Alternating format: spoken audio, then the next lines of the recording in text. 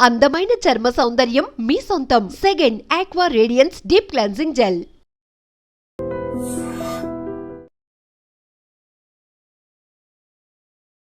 నమస్కారం, welcome to I dream. ధర్మ మార్గం విత్ విజిత కార్యక్రమానికి స్వాగతం.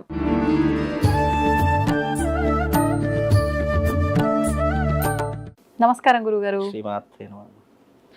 గురుగారు, లలితా సహస్రనామం యొక్క పారాయణము అంటే లేడీస్ ప్రత్యేకించి ఆలయాల్లో కానివ్వండి, ఇంట్లో కానివ్వండి, ఒక నలుగురు ఐదుగురు ఒక దగ్గర చేరి ఆ పారాయణం చేయటము ఇలాంటివి ఈ మధ్యకాలంలో ఎక్కువగా వింటున్నాం. నిజంగా లలిత సహస్రనామ పారాయణం చేయటం వల్ల అంత ఫలితం ఉంటుందంటారా? చాలా అద్భుతమైనటువంటి ప్రశ్నమ్మ. అంటే చాలామంది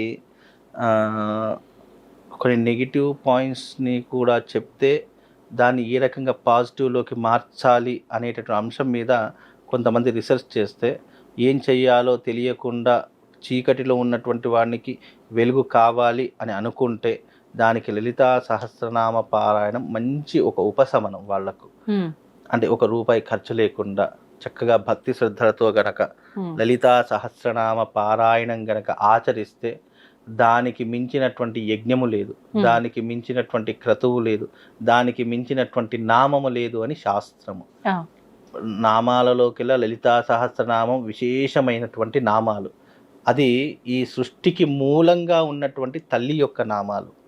అందులోనూ లలితా సహస్రనామంలోనే మొట్టమొదటిగా వచ్చేటటువంటిది శ్రీమాత శ్రీ మహారాజ్ఞి. అంటే ఈ ముల్లోకాలకు మహారాణి అయినటువంటి తల్లి. కేవలం మనుషులకే మానవాళికే కాదు, దేవతలకు కూడా మహారాణి ఎవరు అనంటే ఆ లలితా పరమేశ్వరి అమ్మవారు. ఆ లలితా సహస్రనామాలు రహస్యమైనటువంటి నామాలతో కూడుకున్నటువంటి విధానాలు. జీవితంలో ఎవరికైనా కష్టకాలం ఉంది, ఆపత్కాలం ఉంది, విపత్కాలం ఉంది, నా జీవితంలో కష్టాల ఊబిలో కూడుకుపోతున్నాను అనుకున్న ప్రతి ఒక్కరూ ప్రతిరోజు లలితా సహస్రనామ పారాయణం ప్రారంభం చేయడము మీరు అలవాటు చేసుకోండి. మీ జీవితంలో కష్టము అనేటటువంటిది మీ జీవితంలో రాకుండా ఆ తల్లి మీకు రక్షణగా ఉండేటటువంటి ఒక కవచంగా ఉండేటటువంటి నామాలు ఏవైనా ఉన్నాయంటే అది లలితా సహస్రనామము. అందుకే అమ్మవారిని మహారాజ్ఞి అన్నారు. అగ్నితత్వంతో కూడుకున్నటువంటి తల్లి. అమ్మవారి యొక్క నామాలకు అనేక అర్థాలు ఉన్నాయి. అనేక అర్థాలలో మహా అగ్నితత్వం కలిగినటువంటి తల్లి నా కష్టాలను అగ్నిరూపకంగా దహించేసి నాకు పుణ్యాన్ని ప్రసాదించు అని చెప్పేటటువంటి మొట్టమొదటి నామము శ్రీమాత శ్రీ మహారాజ్ఞి అనేటటువంటి. శ్రీమాత అన్నదానికి అర్థమైన శ్రీ అంటే మహాలక్ష్మి, మా అంటే సరస్వతీదేవి, మళ్ళీ శ్రీమాత అంటే గనక మాత అన్నదానికి పార్వతీదేవి అని అర్థం. అంటే ముగ్గురమ్మల మూల పుటమ్మ కలిసి ఉన్నటువంటి నామం శ్రీమాత. అందుకే దాన్ని అక్షరంతో ప్రారంభం చేయడం మొదలు పెడతారు. ఈ లలితా సహస్రనామ పారాయణం చేస్తే ముక్కోటి దేవతల యొక్క అనుగ్రహం ఒక్కసారిగా ఆ ఎవరైతే చదువుకుంటున్నారో వాళ్లకు కలుగుతుంది. నిజంగా చెప్తున్నాను, లలితా సహస్రనామ పారాయణాన్ని ఎవరైతే క్రమ పద్ధతిగా ప్రతిరోజు దాన్నొక విధానంగా చేసుకుంటారో, పద్ధతిగా చేసుకుంటారో, ఒక అనుష్ఠానంలాగా ఒక సాధనలాగా ఎవరైతే చేసుకుంటారో వాళ్లకు తప్పకుండా ఆ తల్లి అనుగ్రహం కలుగుతుంది. అంత గొప్పనైనటువంటి నామాలు లలితా సహస్రనామ స్తోత్రము.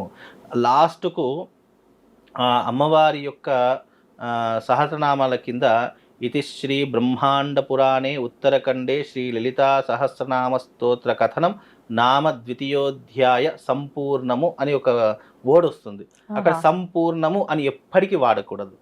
అది ఒక్కసారి చదువుకుని ఏదైనా కుంకుమార్చన చేసుకునేటప్పుడు అక్కడికి ఎండ్ అయిపోయింది అని అనుకుంటే సంపూర్ణమని చదువుకోవాలి. చాలా మటుకు దీంట్లో కొన్ని రకాలైనటువంటి పద్ధతులు కొన్ని చెప్పడం జరిగింది వ్యాస భగవానుల వారు. లలితా సహస్రనామం అనేటటువంటిది సంపూర్ణమైనటువంటిది కాదు. మనం ఎప్పుడైతే ఒక క్రతుని ప్రారంభించామో ఆ క్రతు సంపూర్ణంగా అయిపోయిందంటే అక్కడ సంపూర్ణం. దీన్ని ఒక సాధనలా చేస్తున్నాము, దీన్ని ఒక ఉపాసనలా చేస్తున్నాము అనుకున్నప్పుడు అక్కడ ఎప్పుడు కూడా సంపూర్ణమని చదవకుండా దాన్ని నిరంతరము కూడా వ్రతం ఇక్కడ నిరంతరం చదువుకునేటటువంటి వాళ్లకు ఆ లలితా సహస్రనామం ఎప్పుడైతే మనం ఒక 21 రోజులు చదువుకుందామని అనుకుంటాము, 11 రోజులు చదువుకుందాం అనుకుంటాం, అప్పుడు ఆ దీక్ష పూర్తయినప్పుడు ఇది లలితా సహస్రనామ స్తోత్ర కథనామ ద్వితీయోధ్యాయ సంపూర్ణ అని చెప్పి అప్పుడు చెప్పాలి. ఈ యొక్క సాధన మనం ఎప్పుడైతే ప్రారంభం చేయడం మొదలు పెడతామో, మొదలు పెట్టినప్పటి నుండి అది పూర్తయ్యేంత వరకు నీ చుట్టూ అమ్మవారు వచ్చి కూర్చుంటుందట. అంత శక్తివంతమైనటువంటి నామాలు లలితా సహస్రనామాలు.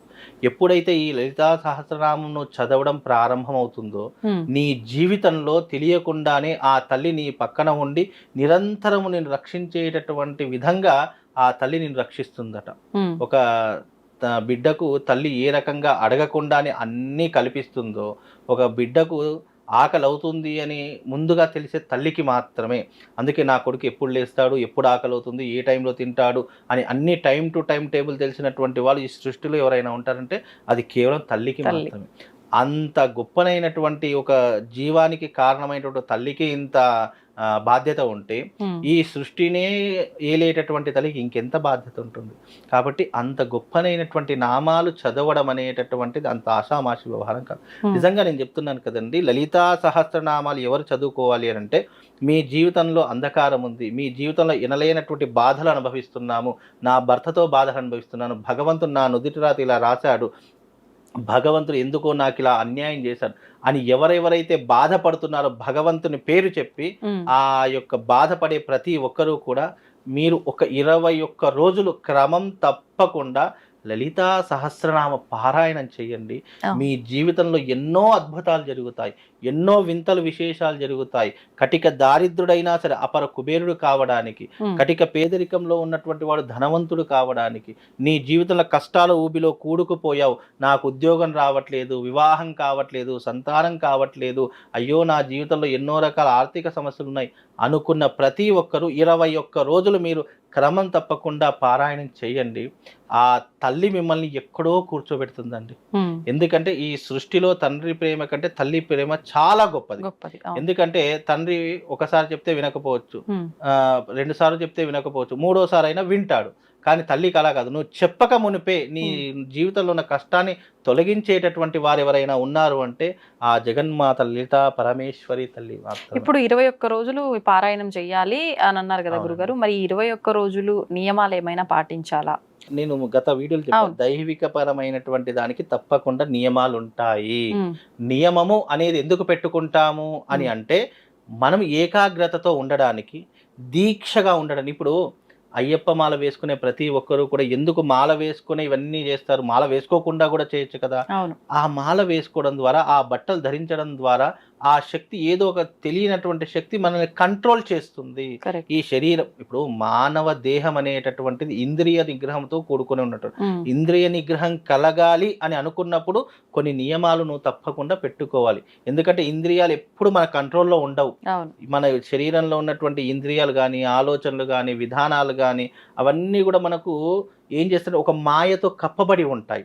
ఆ మాయ ఎలా ఉంటుందంటే, ఒక స్త్రీని చూడగానే ఒక ఆలోచన రావడము, లేదా కొంత డబ్బుని చూడగానే వ్యామోహం రావడము, ఇంకా కొన్ని పరిస్థితులు చూడగానే లేదా కొన్ని పరిహారాలు చూడగానే వాళ్ళకి ఏదో రకమైన తెలియనట్టు బుద్ధి మారిపోవడము, ఇలాంటివి వస్తూ ఉంటాయి. కాబట్టి ఇంద్రియ నిగ్రహం కలగాలి అని అనుకున్నప్పుడు, నువ్వు దైవిక పరమైనటువంటి ఆరాధన చేస్తున్నావు అనుకున్నప్పుడు తప్పకుండా నువ్వు కొన్ని నియమాలు, పద్ధతులు పాటిస్తే, ఆ పాటించిన నియమాలు, ఇక్కడ నువ్వు చదువుతున్నటువంటి ఈ సాధనలు, ఇవన్నీ ఏకీకృతమయ్యి దీనిలో నుంచి ఒక శక్తి ఉత్పన్నమవుతుంది.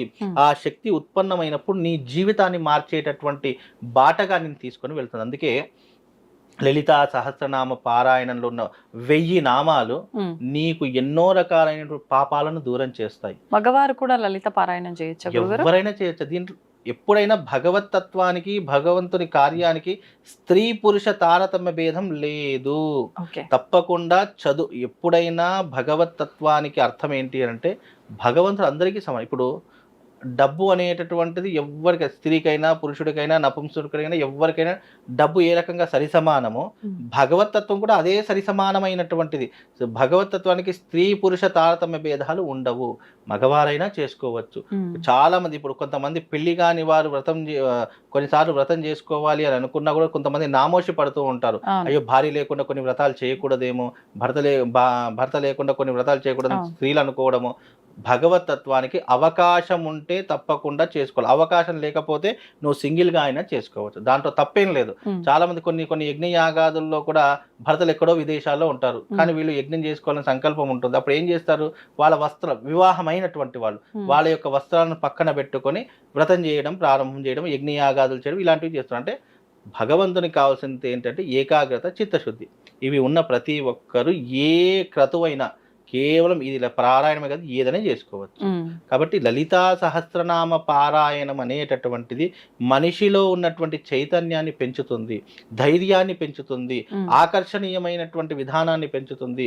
నువ్వు ఎప్పుడైతే లలితా సహస్రనామం నిరంతరం పారాయణం చేయడం మొదలు పెడతావో నీ నోటిలో వచ్చేటటువంటి శబ్దం ఒక శాసనంలా మారిపోతుంది. శాసనము అంటే ఏంటి, అధికారంగా మారిపోతుంది.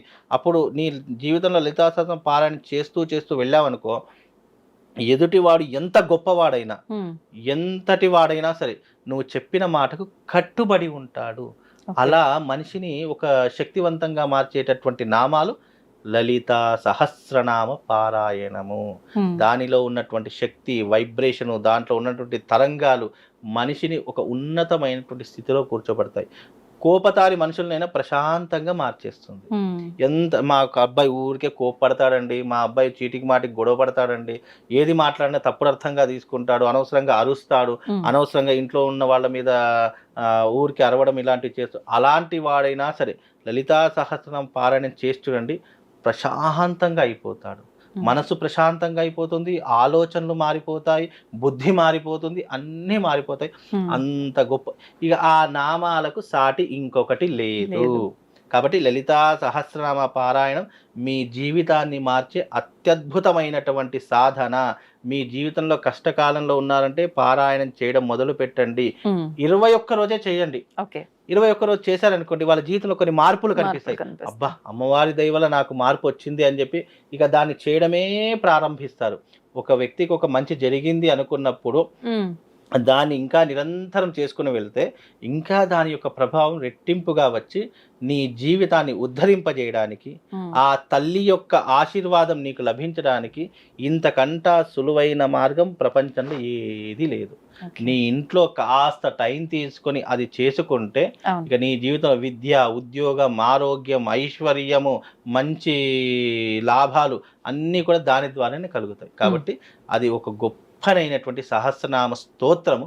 దాన్ని చదివినటువంటి వారి యొక్క జీవితం ధన్యము. And for more videos, please subscribe to iDream. Please subscribe to iDream. Please subscribe iDream. And please subscribe to iDream. For more videos, subscribe to iDream. please like, share and subscribe to the channel. Congratulations, iDream. Subscribe to iDream. Subscribe to iDream. So subscribe to iDream Media. iDream ki iDream team andarki huge congratulations. Please subscribe iDream Media. Please subscribe to iDream. Subscribe iDream. Please subscribe to iDream. iDream అంటే నా కళల ఛానల్ను subscribe చేసుకున్న నోరు తిరుగుతలేదు, మీరైతే గంట గుర్తు కొట్టండి. For more such videos, please subscribe to iDream. Subscribe to iDream. Please subscribe to iDream. Please subscribe iDream Media. Please do subscribe to iDream. Please subscribe to iDream Media. For best entertainment and information, please subscribe iDream. And don't forget to subscribe to iDream.